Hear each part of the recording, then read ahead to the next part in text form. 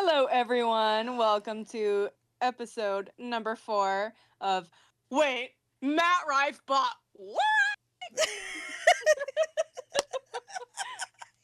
You can't stop. You can't stop All right. with So that. today we're going to be talking about the Conjuring House. Dun dun dun.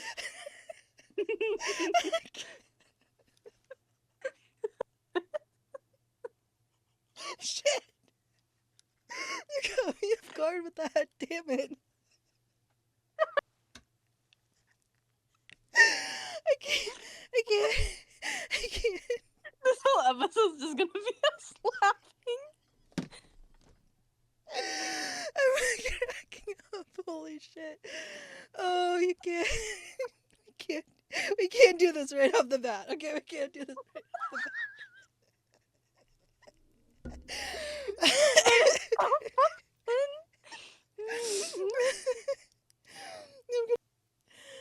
So I know it's old news at this point, but Matt Rife and Elton Castee, if you don't know who they are, Matt Rife is a super popular, very controversial comedian right now, but we love him. And Elton Castee is a paranormal investigator, also YouTuber, from the Overnight channel and TFIL.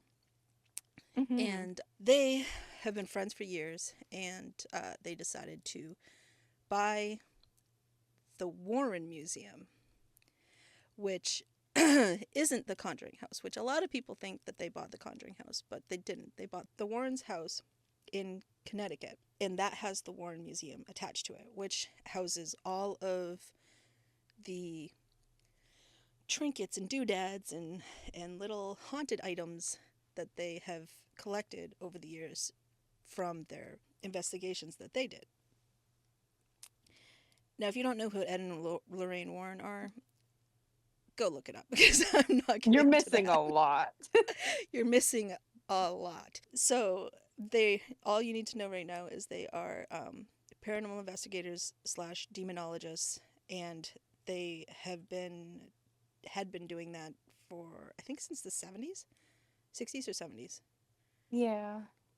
Um, I can't remember which, but for a very long time, and they're both passed away now. But Elton Castee and Matt Rife had bought their house, which has the museum attached to it, and lots of controversy over that because a lot of people think that they don't know what they're doing and that it's just some YouTuber and some comedian who thought it was cool to buy the Warren Museum and blah blah blah. And that's not true. Elton and Matt have been friends for years. They have a podcast together, or had a podcast together, called the Haunted Homies Podcast, which is actually hilarious if you can go find those on YouTube. I think that's on the TFIL channel. I'm not 100% Mhm. sure, but super funny. So they've been friends for years. They decided, I think it was last year, they were talking about buying the Conjuring House. They had sent that out to the universe and was like, "Hey, should we buy the Conjuring House? Because we heard it's in trouble and da da da." Everyone was like, "Oh, they should buy it, they should buy it, they should buy it." And I Mhm. think it was a month or two ago, they finally announced that they didn't buy the Conjuring House. They bought the Warren Museum, the Warren House. And Elton, I know, I've been watching him for at least a couple years now on Mhm. the Overnight channel and TFIL. And he's super respectful, one of the most respectful paranormal investigators I've ever watched. And he is also friends with the people who were running the museum for the past few years. The museum had been closed to the public, and when Elton and Matt bought it, they said they were going to reopen it to the public. Mhm. Now, I think the pricing's around $2,000 per night, but you can have up to 8 people. Crazy. Yeah, it is crazy. You can have up to eight people in the group, and it's $2,000. Like no matter how many people are in the group, I think. So if you get 8 people, it's about $250 each person. So it's not outrageously ridiculous unless you go by yourself or you have like only a couple people go. But either way, Yeah. they But also, how cool would that be just to be able to say, yeah, I bought the Conjuring House, or yeah, I bought the Ed Warren's Museum. No big yeah deal. yeah I know. That's just, it's just the huge part of paranormal history that's just, in the hands of what people are saying are just in the hands of a YouTuber and a comedian now. But I think that, at least on Elton's part, that he's very respectful and he knows what he's doing. He's been around the Warren Museum. Like, I feel like him and like one other group have been the only people to go in and investigate that museum in the past like couple years. I feel like Sam and Colby went there once, and Yeah, I think so. but Elton's been multiple times. He's friends with the people who run it. He's friends with the family and all that stuff. So I think, or I feel like that was a good decision. And I kind of feel like it was kind of meant to be for him, you know? I 100% agree. I think that was such a bold decision as well. And I don't mean Mm-hmm. bold in like a bad way. It was just something that was unexpected and really freaking cool that they were be able to, well, just save the whole thing and uh, give it kind of like a new life, basically.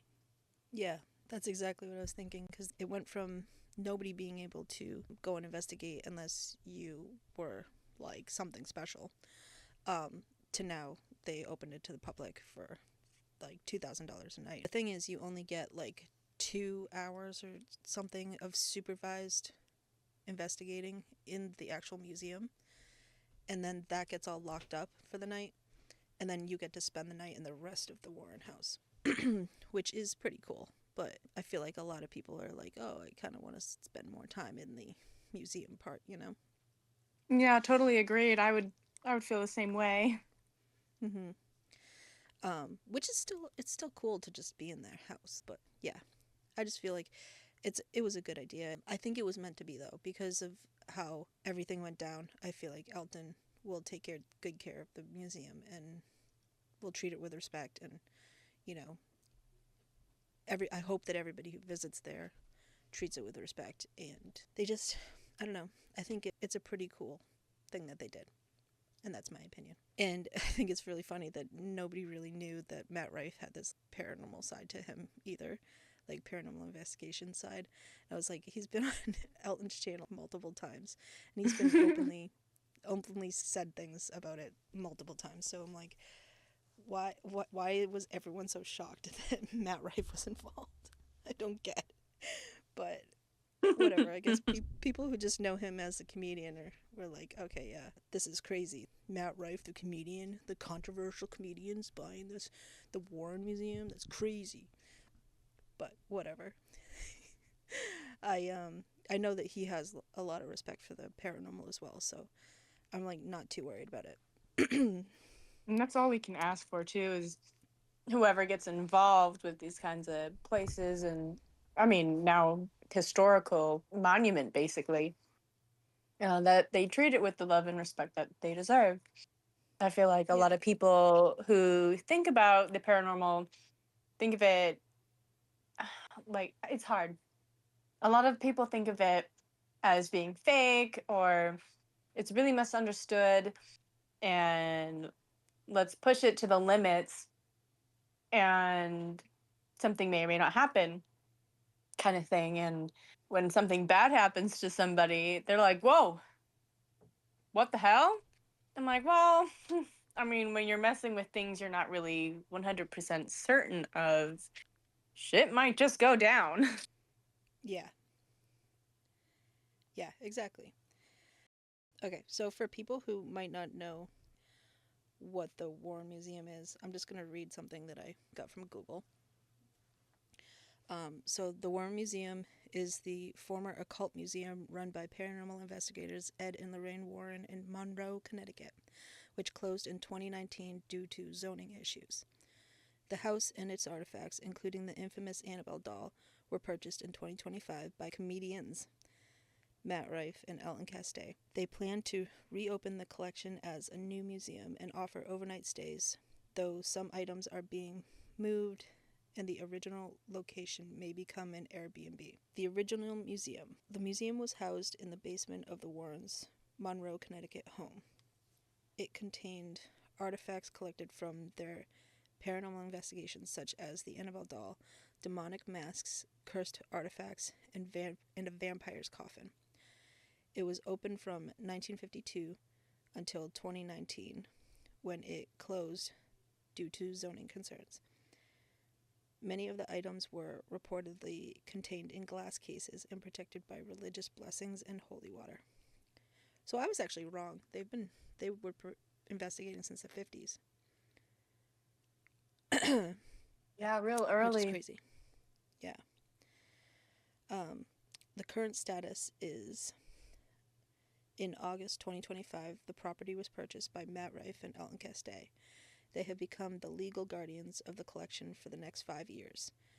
Their plan is to reopen the collection as a museum, potentially offering tours and overnight stays at the house. The museum is expected to move to a new location, and there are plans for the original house to be turned into an Airbnb. Which I don't know how true that is, because I feel like they wanted to keep everything original in its original. Like, I feel like they didn't want to move it. Did you Yeah. hear anything about For them me moving it? personally, what was that? I said, did you hear anything about them wanting to move it? No, I haven't heard anything about them personally wanting to move it. And of course, for myself, I am really sentimental. I'm just that kind of person. So I really like things to stay like the same. And for me, it's kind of hard. If the museum moved, well, kind of lost some of its charm because, people really dig seeing things as they once were and kind of just basically getting the feel for this is where it all happened. I know, Yeah. like, yeah, um, And the a original, it's couple, like the original space. It's the original yeah, where they put the items, you know? It yeah, came right from the investigations and went right into their basement museum, you know? no, exactly. And I was lucky enough to be able to see a lot of the most well-known artifacts a couple years ago. They were doing like a Paracon in the Mohegan Sun in Connecticut, and I did get to meet Elton and Corey in person, so that was pretty cool. But yeah, no, it was really really cool being able to see these artifacts, but I feel like it didn't have the same effect or the same vibe because I wasn't in the museum. I'm not sure, but maybe it would be different. I have no idea. I've always been infatuated with the Warrens and their museum and the different artifacts that they held there at the museum. And since I was a kid, I kid you not, there was this magazine that came out probably back in 2005 or 2006, and I ripped out a page in that magazine and I held on to it for years and years and years. And it was just about Annabelle's story that was mentioned, and I was so in awe and I loved the paranormal.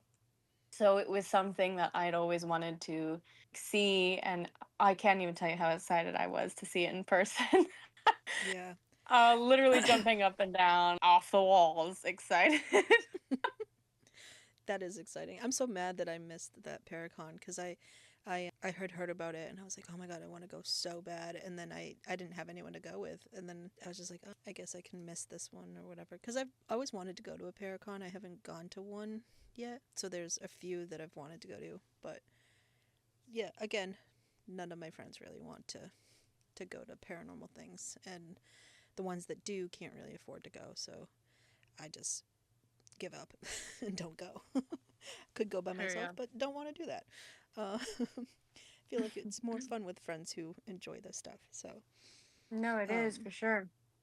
yeah, Actually, and it was kind of funny because actually went with me because I had mentioned it to him, and he's like, "Yo, can I go?" I was like, "Okay." yeah, I think that was the year that we met, right? Yeah, Yeah. What year was that? I don't even remember what year that was. 22? that was back in, yeah, 2022. Damn. Mhm. Yeah, because I remember came back and he was like, yeah, me and Lily went to this paranormal thing, and it was like, oh, that's cool. Mhm. I was like, didn't invite me, and he was like, no, I didn't know you like paranormal, and I was like, I love the paranormal. We literally fell asleep in the car right on the way back. Rude. I know. I was like Um, sick. all right. Yeah, so that's the Warren Museum. So do we want to talk about the Conjuring House? So the next one we're going to be talking about is the Conjuring House, of course. So I'll just get right into it. The Conjuring House, officially known as the Arnold Estate, is a historic farmhouse located in Harrisville, Rhode Island. Built in 1736, this unassuming colonial home gained worldwide fame as the real-life inspiration for The Conjuring 2013 movie, a supernatural horror film directed by James Wan. The movie was based on a true experience of a family called Perron family who lived in the house during the 1970s. And this story is actually like one of my favorites is obviously the Conjuring series. More specifically, Conjuring The Devil Made Me Do It. I think Oh, that yeah. was yeah, that one was one of my favorite stories Mine or too. movies based on the stories. Um so and the subsequent investigations by famed paranormal researchers, of course, yours truly, Ed and Lorraine Warren. When the Perrin family moved into the house in 1971, they claimed the experience a series of terrifying events: disembodied voices, moving objects, ghostly apparitions, and unexplained physical attacks. The family later linked many of these occurrences to the spirit of a woman named Bathsheba Sherman, rumored to have lived nearby in the 19th century and accused, though never convicted, of witchcraft. Ed and Lorraine Warren, who investigated the home, concluded that it was one of the most intense hauntings that they have ever encountered. Their research became the foundation of the first Conjuring movie, sparking a massive franchise of supernatural films. Despite its dark reputation, the Conjuring House remains a private property and a popular paranormal tourism destination. Over the years, it has hosted ghost hunting events, overnight stays, and live streamed investigations. Many visitors report strange phenomena, cold spots, whispering voices, and flickering lights, adding to the house's enduring mystery. In 2022, new owners came in to preserve the site's haunted legacy. While also treating it as a piece of American folklore and paranormal history, the property has become a symbol of both spiritual curiosity and the cultural fascination with the unexplained. I think it's pretty dang cool, if you Yeah, ask me. I would love to go to the Conjuring House. And you know what's me too. crazier? We live so close to it, I know. and we've never gone. I know. I know. And you know what's funny is I was actually planning on going for my birthday Oh my a couple years goodness, ago. we could still make that happen. But it's funny because it's the same year that Sam and Colby did their Hell Week at the Conjuring House. Spent a week at the Conjuring House. I Oh think it was my God. Could you 2023. imagine accidentally meeting up with them there? I know. But the funny thing is, I think they said that they filmed that series the week of like August 1st, or the first week in August was part of the week or whatever. And my birthday's August 20th. And so I would have just missed them anyways. But I thought it was really funny because I was like, I really want to go to the Conjuring House, really want to go. And I was trying to figure out a time to go with one of my friends. And then she goes, well, I don't want to spend a night there. And I was like, no, we have to spend a night there. And she's like, no, I'm not going to spend a night. She goes, I thought you were talking about like a tour of the place or something like that, which would be cool. And I was like, a tour? You were going to go all the way there for a tour? I was like what, a Right. half-hour tour? No. I was like, we're spending the night. And she goes, no, no, no, no, no. And I was like, all right, fine. And then I was like, well, maybe I'll go by myself. And actually Yeah. went to go check to see how much it would be just to spend the night there. And it was $2,000 again. Oof. $2,000 for up to 8 people to spend the night. And I was like, well, that's just me Listen, by us poor myself. bitches, we just can't do it, but we love the paranormal. I know, I know. And I was so sad because I totally would have gone. If it was like $100, I would have been, I'm there in a Yeah. heartbeat. But I was like, I can't do $2,000 really. But it's pretty cool because I was like, oh, well, either way, I would have missed meeting up with Sam and Colby. But I was so dead set on going to the Conjuring House that year for my birthday. And then when Mm-hmm. I found out how much it was, I was like, damn it. So, um, but yeah, I still want to go, but I cannot afford that if they ever open it up again and want Mm-hmm. tours and or overnights and stuff like that. I can't afford that again. Um, Yeah. which actually, what did you say it was located? Rhode Island. Harrisville? Yeah, no. What is it? Harrisville? Harrisville? Mm-hmm. Oh, the thing I found says Burrillville. Weird. Yeah. The thing about it is that now the Conjuring House is, or was foreclosed on, and they were going to have a private auction to sell it off at the end of this month. Halloween, I Sell believe, it was to the me! date Sell for it to me! it. I'm Yeah, a $2 broke million. bitch, but I'll still buy it. You got $2 million hanging around? I don't know about. No. Uh, um, but they were gonna auction it off and sell it at the end of the month. And I believe on October 8th, somebody came in and purchased the mortgage for it, not the actual house itself. Yes, So I the remember house can that. still be sold. Um, the house can still be sold, but the mortgage for it was bought by somebody. So that leads me into Jason Hawes, who, if you don't know, was one of the lead investigators on Ghost Hunters, the show. And he's been ghost hunting for like, I think 30 years plus. I don't even know, but I know I was watching Ghost Hunters way back in like 2008, 2006, something like that. So I Yeah, was like, same. I yeah, love Ghost Adventure. I mean, I love every freaking ghost show that Ghost there Hunters. is. I've I seen it know. all, so. Yeah, I love Ghost Adventures. I was watching Ghost Adventures since 2008. I've been watching Ghost Hunters since that was around. But like he's the lead investigator for Ghost Hunters, and he knows Andrea Perron, whose family was the people that the Conjuring movie is based off of. Andrea Perron is one of the daughters who witnessed her mom in a possessed state get thrown across the room, apparently. So she heard about the distress with the Conjuring House, how it was going into foreclosure and it all going to shit. And she put out a video asking Jason Hawes to come in and help out as much as he could. And he decided to start a GoFundMe to save the Conjuring House. So he has that going right now. And I guess they started it, and then because of the auction, they were going to stop it because they thought, oh, well, there's no chance if it's going to be auctioned off, he has no chance to save it.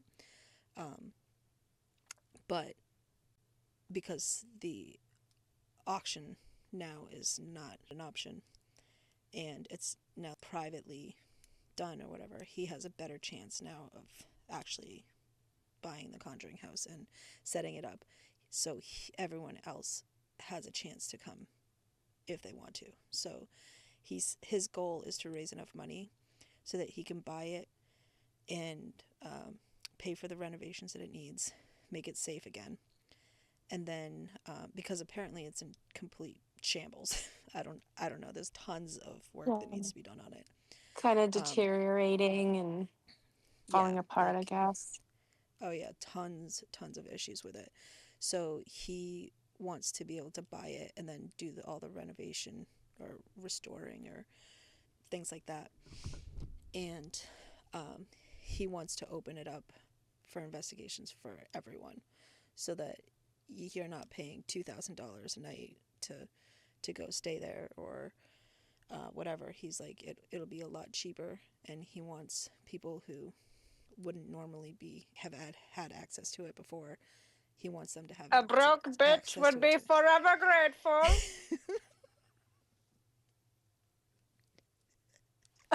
What the hell? I mean, yeah, same, but Um, so so if I can find, I'm gonna find the link to the GoFundMe that he set up, and I'm gonna try to put it in the description of the YouTube when this goes on YouTube. I don't know if I can add a link on Spotify, but I'll try if I can. So Yeah, good no matter idea. which one you're listening to, you know. Um, and I'll even have a link on YouTube to his channel, which has all the videos about what he's trying to do with it and all the updates and everything. So yeah, but I think because Andrea Perrin is friends with Jason, and if she thinks that he's the best choice of person to own and run the Conjuring House, then I believe that's what should happen. Um, Mm-hmm. so if anyone wants to go donate to the GoFundMe, yeah, I'll try to link it. If not, I will definitely add his Please channel. donate to the GoFundMe so broke bitches like me can go to the Conjuring House. What voice was that? And please don't do it again. I don't know, man. They just come to me. Oh my god. Oh my god.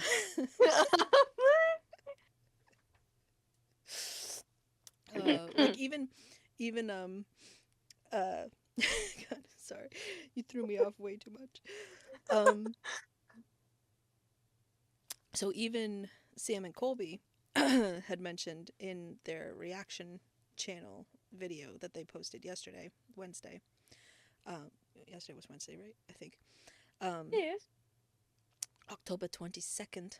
Um, that they also agree that they think that if Andrea Perrin wants Jason Hawes to own the house and run it, then they agree that that's what should happen. And I 100%, 1000% agree with them.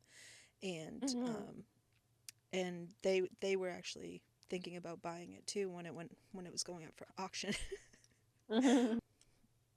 Hell yeah. um, they were gonna buy it or thinking about buying it, and they since finding out about Jason and his fundraiser and Andrea Perrin wanting it to go to Jason, they said, "Hey, we think that's the right thing to do. Give it to or not give Mm-hmm. it to Jason, but to let Jason take it." And I was like, "Yep, 100,000% agree." So, Mm-hmm. but so yeah, all that will be linked in the description or however I link shit on YouTube and Spotify. I don't know. We'll figure it out. Figure it out. We'll figure it out. Yeah, yeah. But you said that your favorite Conjuring movie is the Devil Made The Me Do It. devil made me do it. Yes, that was Ooh, so that good. sounds a little sus. A Anyways, little suspect, especially the way you're saying it now. Um, I Pretty mean, just the sus. way it started off even was kind of ominous. And I feel like that movie, for me personally, even like, even looking back about on the new one, it was the only scary one in my opinion. Hmm. Like truly, truly scary because stuff like that happens quite a lot with witches and totems and altars and all that crazy stuff, and you don't know if there's a cursed object that has been buried in the ground, or Hmm. oh, that's just terrifying. Like Yeah. spirits, I'm so used to spirits. I Don't get me wrong, I do get a little spooked every now and again, but I'm Yeah. so Same. used to just feeling spirits. But something that I can't touch, that I can't really reach, something so incredibly demonic like witchcraft, Hmm. that is terrifying. That is a person, a real person with very, very evil intentions, and Hmm. just, oh god, I that makes my stomach churn. Like Well, to be murderers and all fair, that, we can, I yeah. was gonna say to be fair, not all witches are like that. Yes, um, yes, this is but true. But the ones who do altars and the ones that they were talking about in the movie, hmm like, oh man, hmm people who want to do harm yeah, are terrifying. yeah, I agree. Even people in general who want to do harm are terrifying. Yeah. Not just witches and shit like that, but yeah, I feel like if you seek evil, then you find evil. So Yeah. I don't know. It's that's just how I look at it, and so I try to stay away from looking for evil. um, Mhm.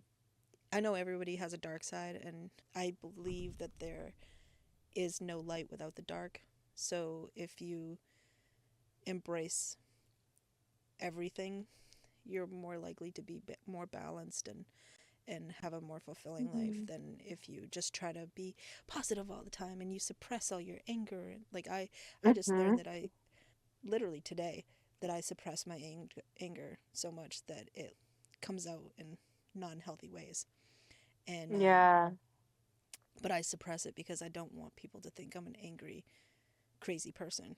And Yeah. I was like, if I just embraced it and just let my anger out when I feel it, um, then it won't fester inside me and come out later on as I don't know. Someone said hi to me, and I just went, "What the fuck you want?"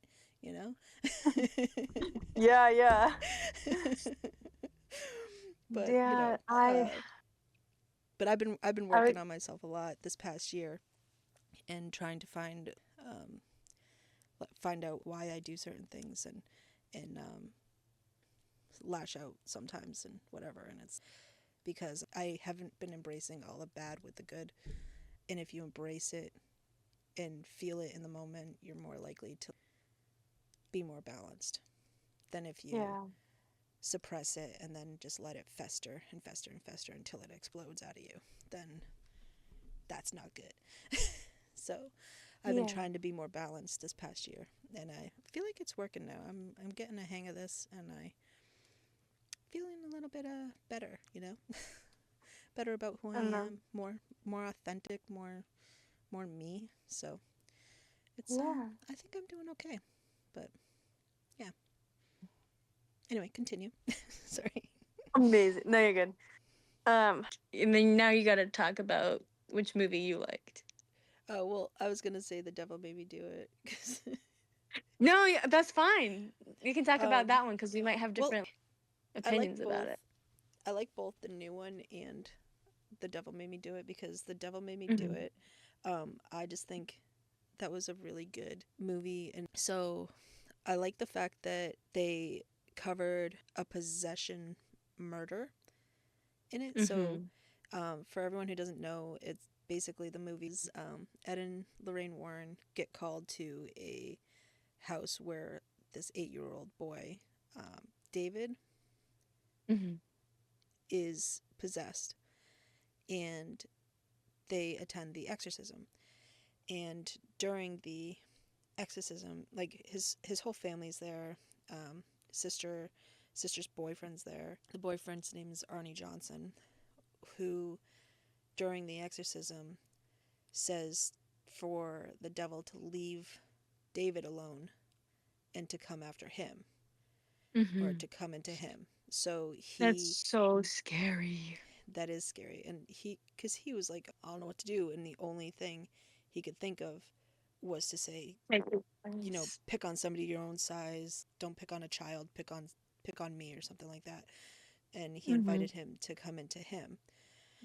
So apparently, yeah, that's what happened. The demon went to into Arnie instead of David, like left David, went into Arnie. And Arnie at some point blacked out and murdered, I think his landlord, because he was living in a Yes, it's been farmhouse a or something. long time Yeah. since I've So seen it. he stabbed him many many times, and then was like walking down the road covered in blood and got stopped by the cops. And then he came to and was like, I don't know what I did, and got arrested And apparently, he was one of the first people to stand trial under the plea that he was possessed, and that's why he Yeah. did what he did. And it was one of the first ever cases of possession, murder by possession. I don't know Yeah. how you would phrase that, but That yeah, is so crazy there's being just able to like yeah, go up on trial and claim your innocence because it was due to possession. you being That's so yeah being wild possessed. to me.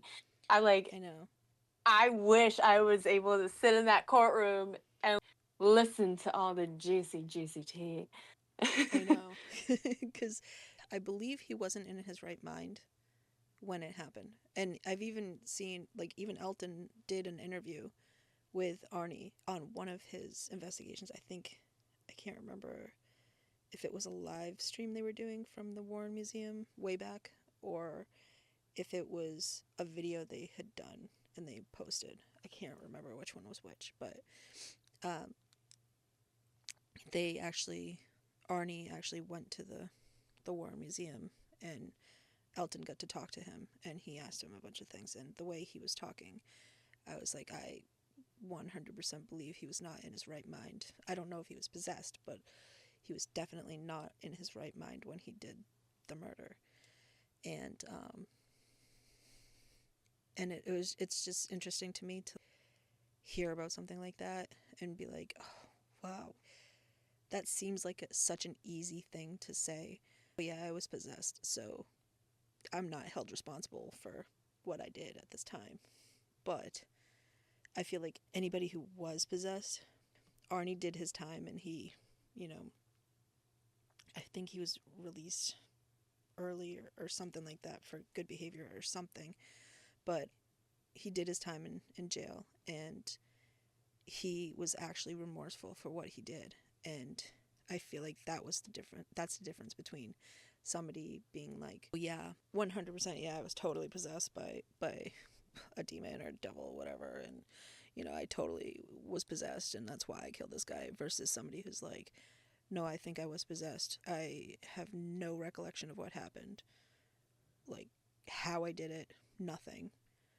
And mental health, okay? Mental health can be also a reason for blacking out and not remembering what you did. Um, Being drunk, you can black out, not remember what you did. But there's always a psychological explanation for these things that happen. So, can you really say it's possession, or would you say it's more mental health related? But in his case, I don't think there was any other indication of mental health issues. Correct me if I'm wrong, but it was just the one instance of, yeah, he blacked out, stabbed his landlord like a bunch of times, went to jail for it. And I believe that was like an isolated incident. So was it really, if he was blacking out all the time and doing things that were out of character, or saying, oh, this person made me do this, or whatever, or I hear this voice in my head, or, certain things like that, that leads more to mental illness rather than possession. But the one instance, it's one instance of a snap reaction. It's the one instance, and I don't know. It just makes me very curious, actually, about the whole possession thing and the whole possession of defense. Um,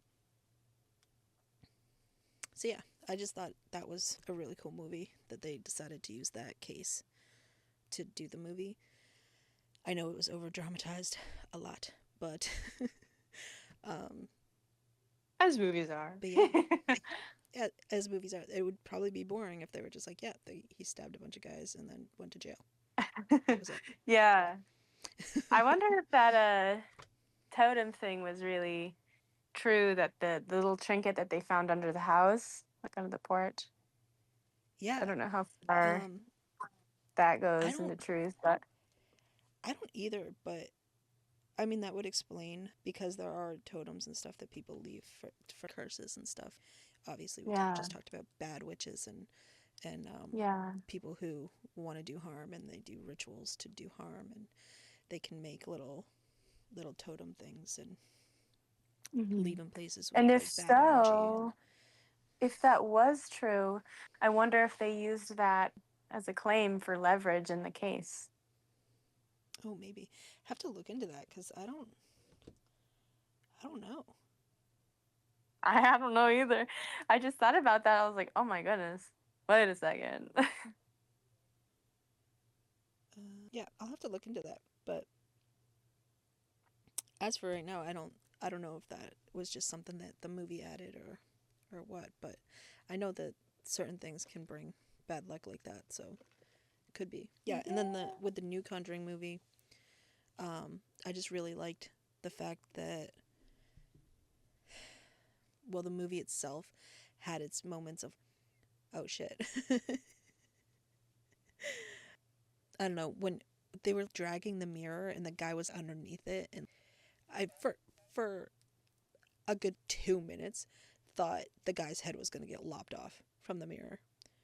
Yeah. And That that is so creepy. Mirrors creep me out as I'm yeah, staring at a mirror right now. yeah, Um, my mirror used to actually face my bed so much so that I got so creeped out and I had to move it. And now it faces the wall. And now I it doesn't bug me as much, but I'm like, I don't know. Mirrors. yeah. Mirrors. I don't actually have any mirrors in my room except for one tiny little one that sits on my bureau because I don't really look at myself in the mirror. So, but I have an issue with mirrors. I don't really like mirrors. So, You know, I um, do have a mirror that was passed down from like family generations and generations.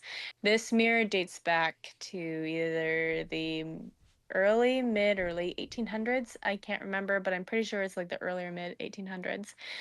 mhm. Um, and it's been in my family for that long, and it's actually sitting in my basement right now. The only reason why it's in the basement was because my cat tried to use it as a jungle gym because it's that big and it hangs on the wall. Oh damn. Yeah. I do like the old ornate mirrors that have the swirlies around the Yes. sides. That's They're what like it really is. cool, gothic-y look. Are you kidding? Oh my I'm dead god, I serious. love that. It's gold and it's got all those intricate details in it. It's a beautiful mirror, but I didn't want my cats to break it by, you know, pawing at it or doing what they do best. Like, Yeah, you know. I feel that.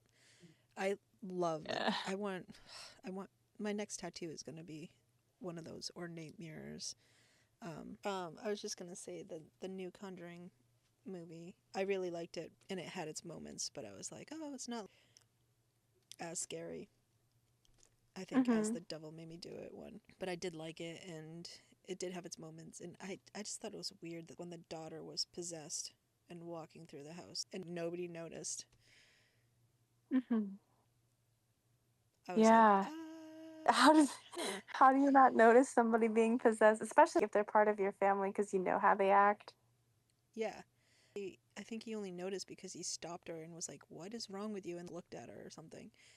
And Yeah. I might be remembering that wrong, but I think that's the only reason he knew. And then she just shoved him out of the way and was like, Psh, and just started walking upstairs. And I was like, "What are you even doing?" But yeah, I don't know the whole thing. I didn't understand why. You know how the whole premise basically was that she was the one that they wanted, the demons wanted. Yeah. The daughter was, and it was because of the mirror.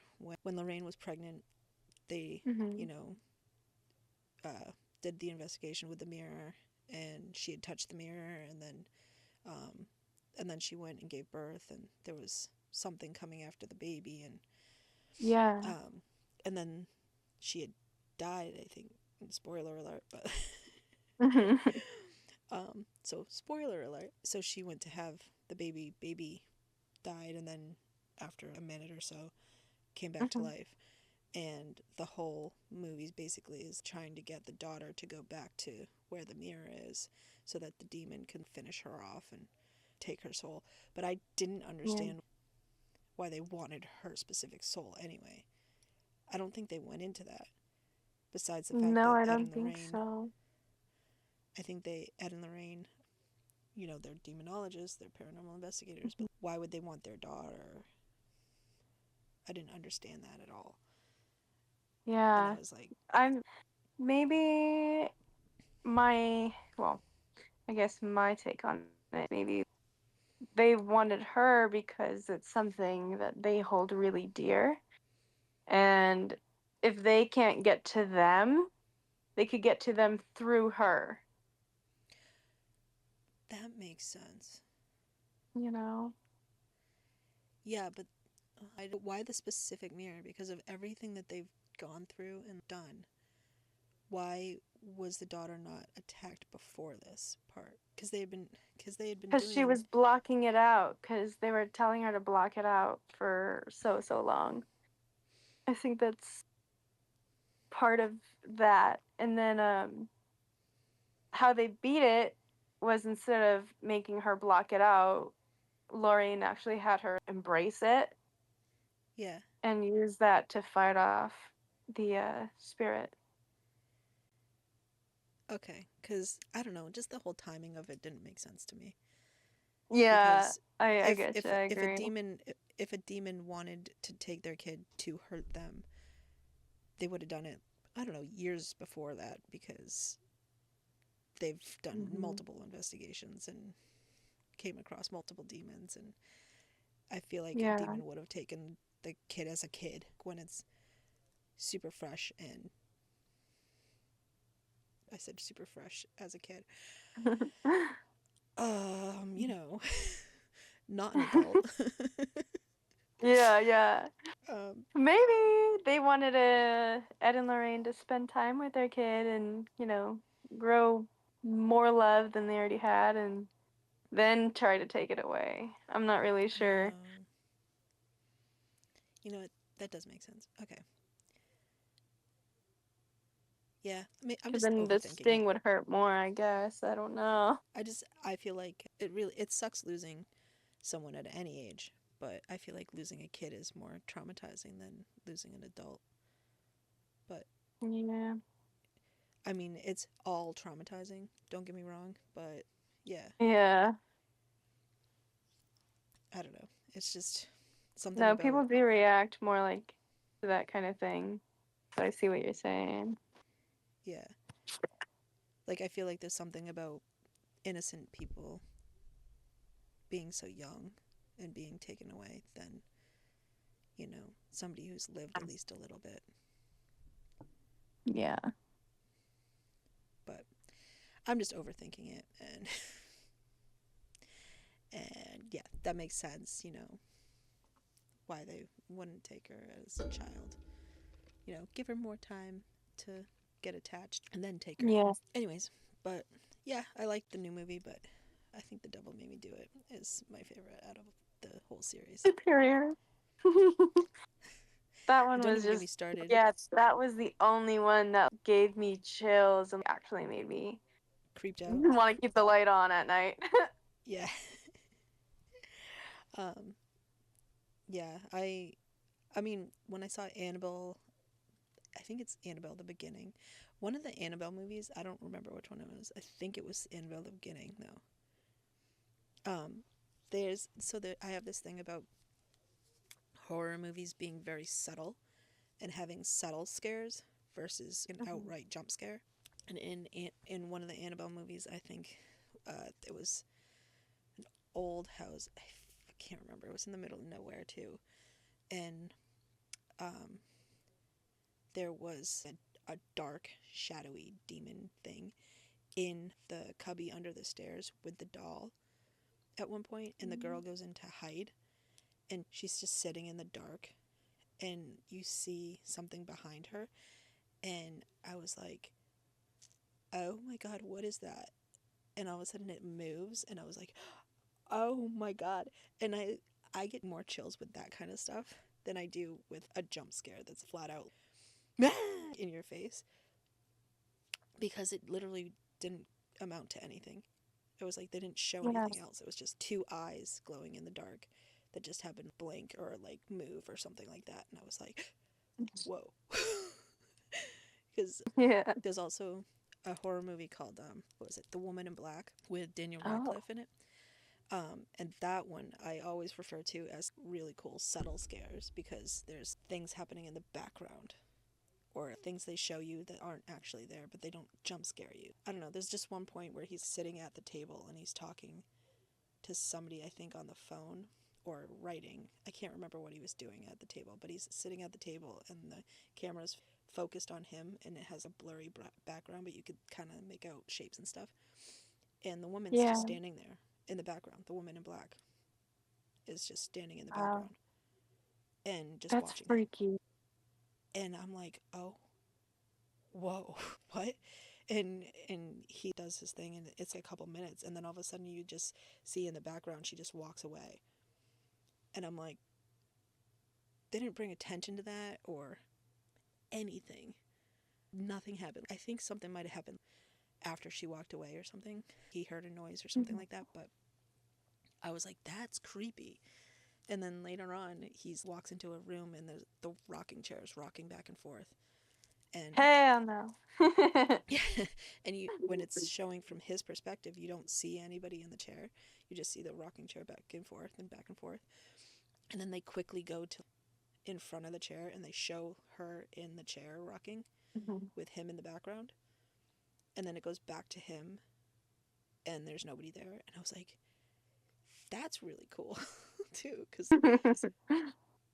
I don't know, it was just from his perspective, there's nobody in the chair. But then you see another Yeah. perspective and there's her rocking in the chair. But then Yeah. nothing, like, she doesn't jump out of the chair and attack him or anything like that. It was It's just, just I don't know, subtle. ominous. It is. It's subtle scariness. And I love that. Love that in movies. Yeah. So anytime a movie Literally has have a that, I'll rocking take. chair in front of me right now. Oh, that's fun. Spooky. But yeah, anytime there's subtle, scary versus jump scare, I'm all about that. I love it. So, Yeah. Because it's more spooky. It gets you way more scared than a jump scare, to be honest. Jump yeah, scares, I feel like people expect, but they yeah, don't expect something like that. yeah. And I feel like it gives me heebie-jeebie vibes or chills up my spine type thing rather than Yeah. oh my god, that startled me type of deal. And I just like that better. Yeah, me too. Mhm. All right. All right, now that that's over with, do you have anything to talk about with the new Conjuring movie or anything else? I know Sam and Colby are Mm. doing their last Hell Month video this week, Sunday, which is the day Can't we wait. release this podcast. And that's in the new Conjuring House. So, the house that the new Conjuring movie was based off of. Which is Um, crazy. I'm I really know, I excited to see can't what they wait. do. I am excited as well. Hi, puppy. um, Oh, but that should be out now, and maybe I'll stick that in the description too. I don't know, but by the time this goes yeah. out, because we post on Sundays at 5, and I think Hmm. they post at Sundays at 11:11 a.m. on Ah, California time, so I think that's 2:11. Hold on. 11, 12, 1. Yeah, 2:11 our time, Eastern time. So, all right, guys. Thank you so much for tuning in to our fourth episode of Lily and Jen's Spooky Den. Hope you guys enjoyed it just as much as we had enjoyed making this for you guys. We had a lot of fun and there was a lot of um, lots of laughing at the beginning and through the middle. I'm sure you won't hear nearly as much as what was originally in there. I can't. That I feel like we should have read that whole conversation uh, for entertainment purposes, but we don't have time. So, but that Next was so one. funny. Next one. Yeah, okay. um anyways, yeah, thank you guys for coming by, listening, and I hope you enjoyed our Conjuring episode. Uh don't forget to check out Jason Hawes, his GoFundMe for saving the Conjuring House. I'm gonna link that in the description. Hopefully, if you don't see the link for the GoFundMe, it's gonna be links for his YouTube channel, videos about what he's doing right now with the Conjuring House. So yeah, I'll put that in there, and hopefully I can get that on Spotify as well as YouTube. But we shall see. But we appreciate y'all coming by, and I don't even know what's coming up next. We haven't planned the next episode yet, so it's very Sounds very like we got exciting. planning to do. Yeah, very exciting. Nothing. I I don't oh, know. I have an idea. Well, save it, save it, save it. We can't let them know. You can't let them know. You can't But know anything. you can't know anything. No, sorry. But yeah, thank you for coming by. Appreciate y'all, and we will we will hear and possibly see y'all next week. Probably not, but I'm gonna say that anyways, just in case. But we would definitely hear y'all next week.